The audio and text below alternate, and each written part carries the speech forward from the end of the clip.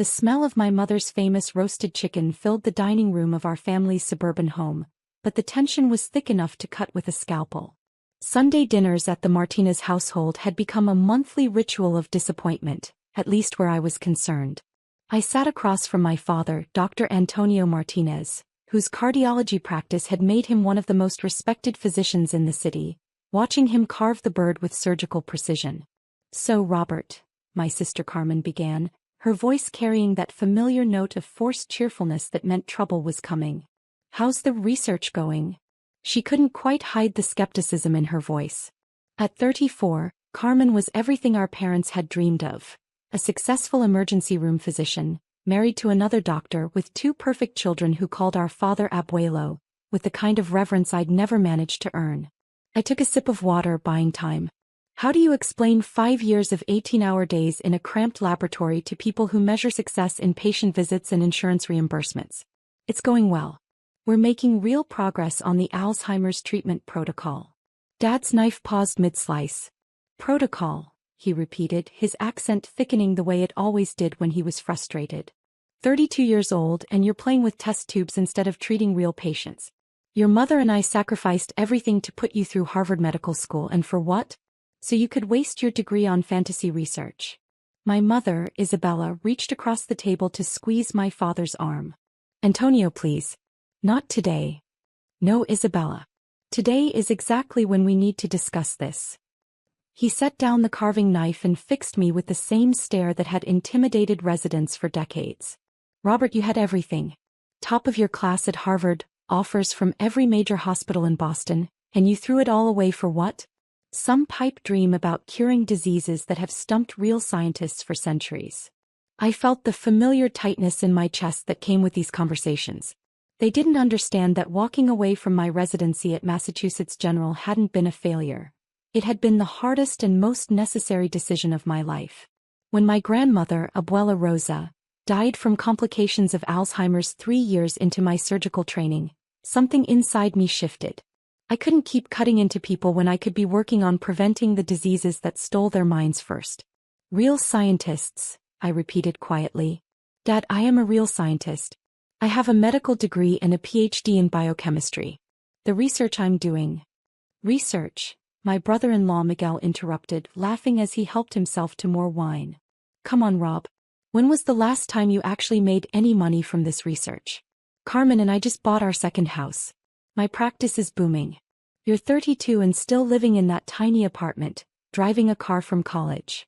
Carmen shot her husband a warning look, but the damage was done. The conversation had taken its predictable turn toward my financial failures. They measured success in square footage and luxury car payments. I measured it in molecular structures and clinical trial results. "Money isn't everything," I said, though even I could hear how weak it sounded. Dad's fork clattered against his plate. "Money? This isn't about money, Mijo. This is about purpose. About using the gifts God gave you to help people. Real people, not theoretical patients in your research papers that nobody reads." The thing was, people were reading my papers. The latest publication in the Journal of Alzheimer's Research had been downloaded over 50,000 times in the first month. 3 major pharmaceutical companies had reached out about licensing opportunities. But explaining that to my family felt like trying to describe color to someone who'd never seen. "I am helping people," I said, my voice rising despite my efforts to stay calm. "The compound we've developed." "Compound?" Dad waved his hand dismissively. "You sound like a chemistry student, not a doctor.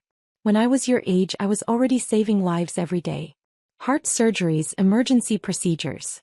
Real medicine." My phone buzzed on the table. I glanced at the caller ID and my heart nearly stopped. Dr. Patricia Williams, Director of the FDA Center for Drug Evaluation and Research. The call I'd been waiting for, hoping for, dreading for the past 6 months. "I need to take this," I said, reaching for the phone. "Absolutely not," Dad snapped. "We're having dinner. Family time. Whatever sales call or research survey it is can wait." The phone kept buzzing. Dr. Williams rarely called on Sundays and never without a specific reason. This could be the news that would change everything, or the news that would confirm my family's worst fears about my chosen path. "Dad, this is important. It's the FDA." Miguel snorted. "The FDA? What, are they calling to shut down your little lab? Before I could respond or step away from the table, my finger accidentally hit the speaker button as I answered. Dr. Martinez? Dr. Williams' crisp voice filled the dining room. This is Dr. Patricia Williams from the FDA. I hope I'm not interrupting anything important. The entire table fell silent. Even my nephews stopped chattering in the living room, as if the serious tone of an official government call had somehow reached their young ears. Dr. Williams, I managed, my mouth suddenly dry. No, you're not interrupting.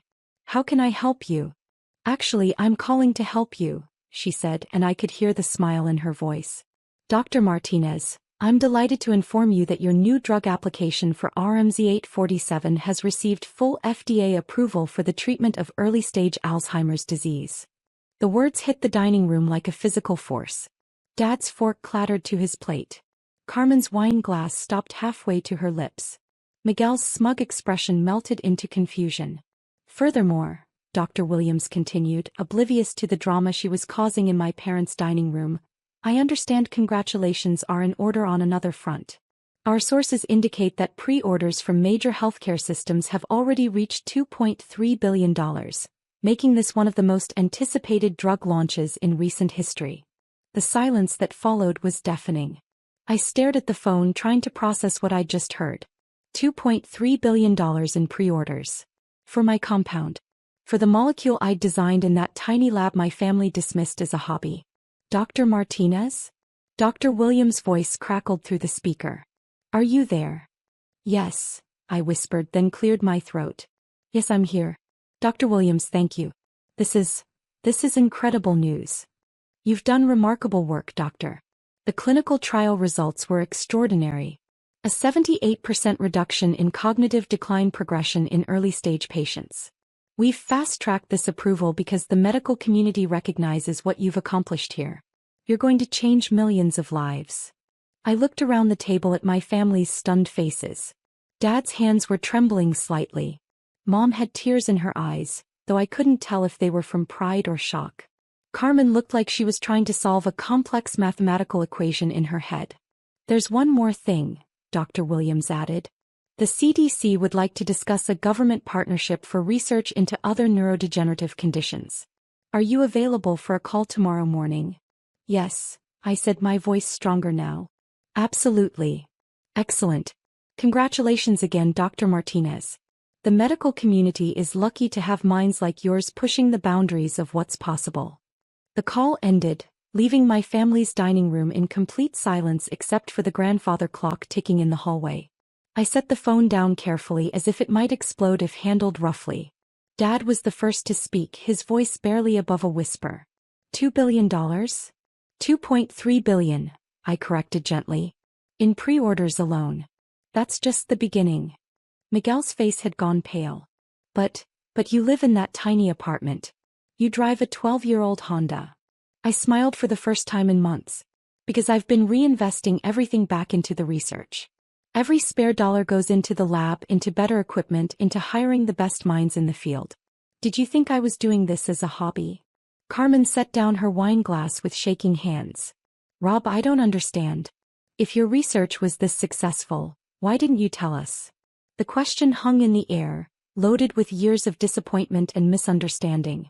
I looked at each of them, remembering every conversation where they'd questioned my choices, every family gathering where I'd been made to feel like the failure. Would you have believed me? I asked quietly. 3 months ago, when Dad was lecturing me about wasting my degree, would any of you have believed that I was working on something that could change the world? The silence was answer enough.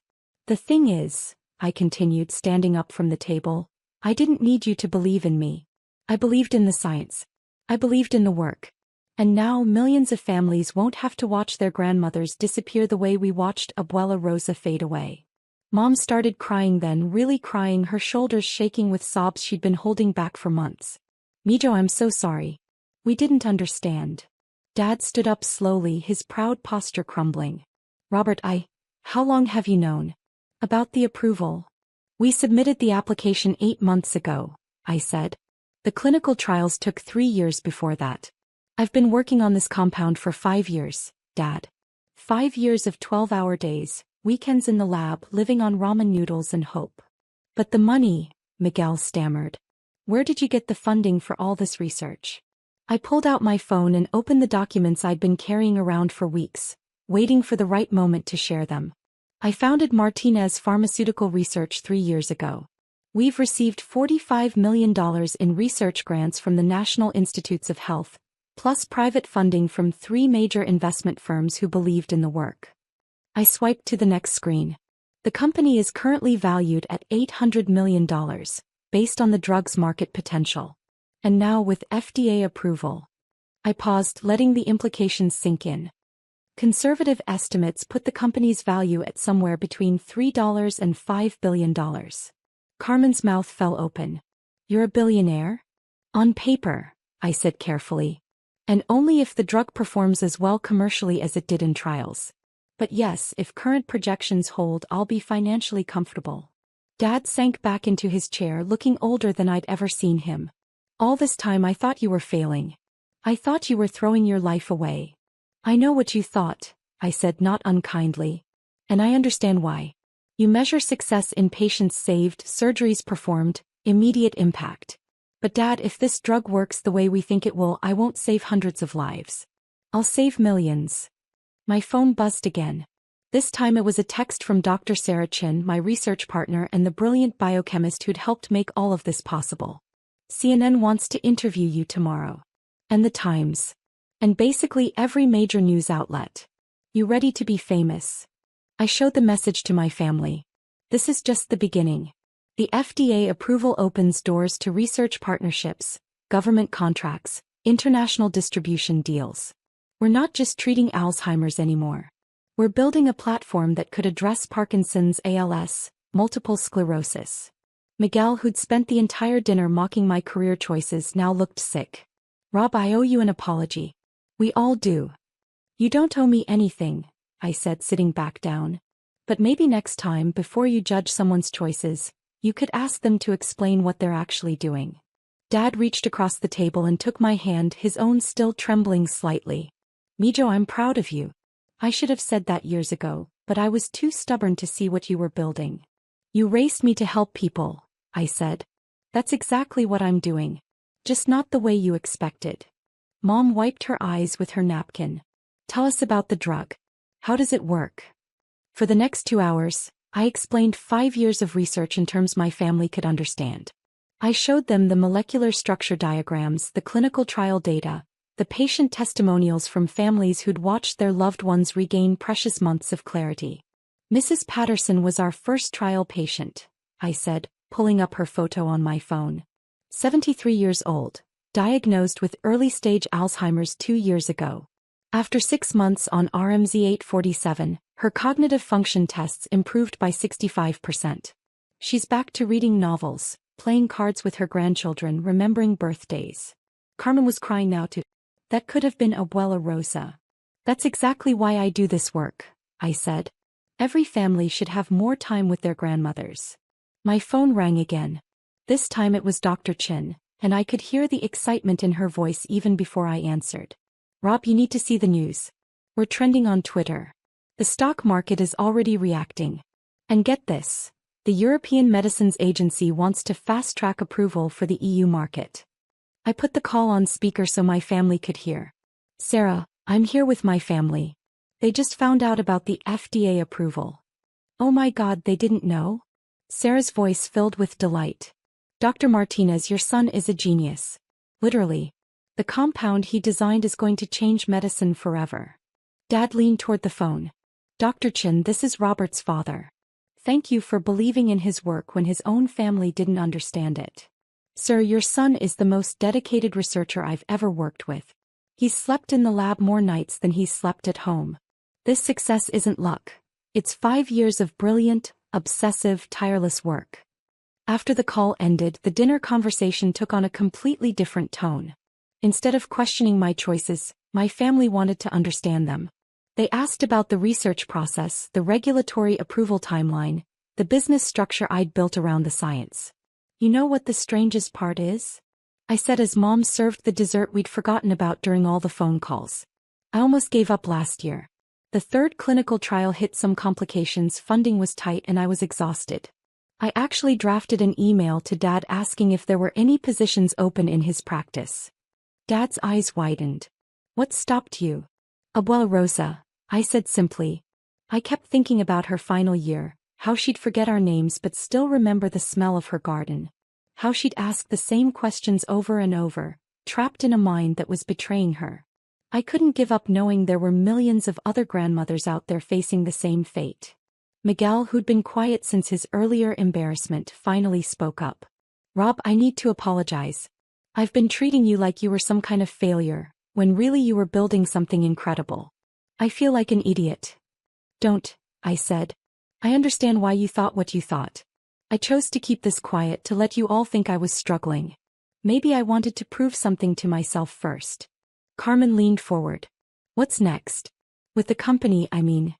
I pulled out my laptop and opened the presentation I'd been working on for potential investors. Next we scale. We're hiring 50 new researchers, opening labs in Boston and San Francisco, and beginning trials on compounds for 3 other neurodegenerative diseases. The slides showed projected revenues, patient impact estimates, and partnership opportunities. The numbers were staggering, but more importantly, the potential to help people was enormous. Within 5 years, I explained, we hope to have treatments available for early-stage Parkinson's ALS, and a rare genetic condition called Huntington's disease. Each one represents hundreds of thousands of patients who currently have no real treatment options. Dad studied the slides with the same intensity he'd once brought to surgical planning. This is remarkable, Mijo.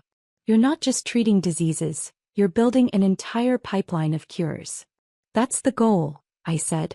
Use the success of the Alzheimer's drug to fund research into other conditions that have been neglected because they're too complex or too rare to be profitable for traditional pharmaceutical companies.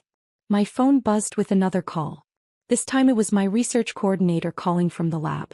Dr. Martinez, sorry to bother you on a Sunday, but the phones haven't stopped ringing since the FDA announcement hit the news. We've got interview requests from 60 Minutes. Calls from researchers at Johns Hopkins and Stanford wanting to collaborate, and 3 different venture capital firms trying to schedule meetings this week.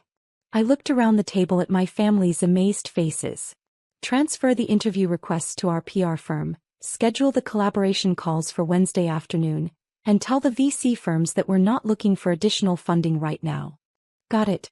Oh, and Dr. Martinez? Congratulations. You deserve every bit of this success. After ending the call, I closed my laptop and looked at my family. You know what the best part of all this is? The money. Miguel guessed, still looking somewhat shell-shocked. The validation from the medical community? Carmen suggested. I shook my head. The best part is that next Sunday when we're sitting around this table we can talk about something other than my career failures. Dad laughed, really laughed for the first time in months. I think we can manage that. Though I suspect we'll be talking about your success instead. Maybe, I said. But honestly, I'd rather hear about Carmen's latest emergency room adventures or Miguel's new cases. I've spent 5 years thinking about nothing but molecular structures and clinical trials. I'd love to just be part of the family again instead of the family disappointment. Mom reached over and squeezed my hand. You were never a disappointment, Mijo. We just didn't understand what you were trying to accomplish. I know, I said. And I should have tried harder to explain it instead of just expecting you to trust me. As we cleared the dinner dishes, my phone lit up with notifications. News alerts, social media mentions, congratulatory texts from colleagues I hadn't heard from in years. The story was spreading fast. Young doctor develops breakthrough Alzheimer's treatment, builds billion-dollar company in secret. This is surreal, I said, scrolling through the messages. 3 hours ago I was the family failure. Now I'm apparently the next big thing in biotech. Carmen bumped my shoulder playfully. Maybe don't let it go to your head too much. You're still the little brother who used to eat glue in kindergarten. I never ate glue, I protested.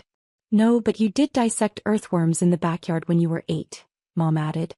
I should have known then that you were going to be a scientist.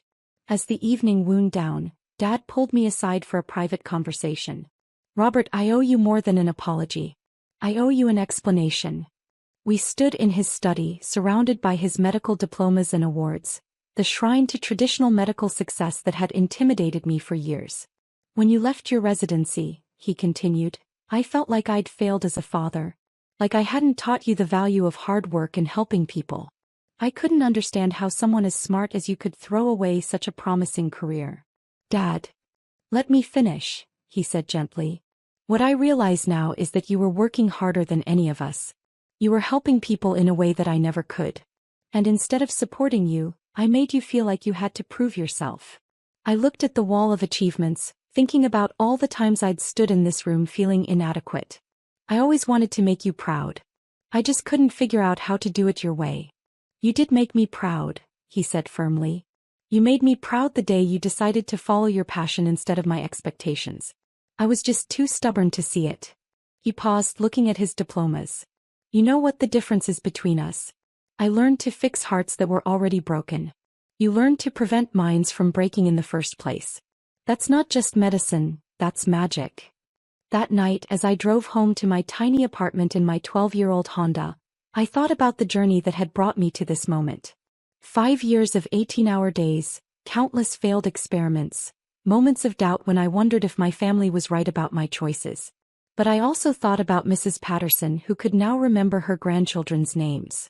About the clinical trial participants who'd regained months or years of cognitive function.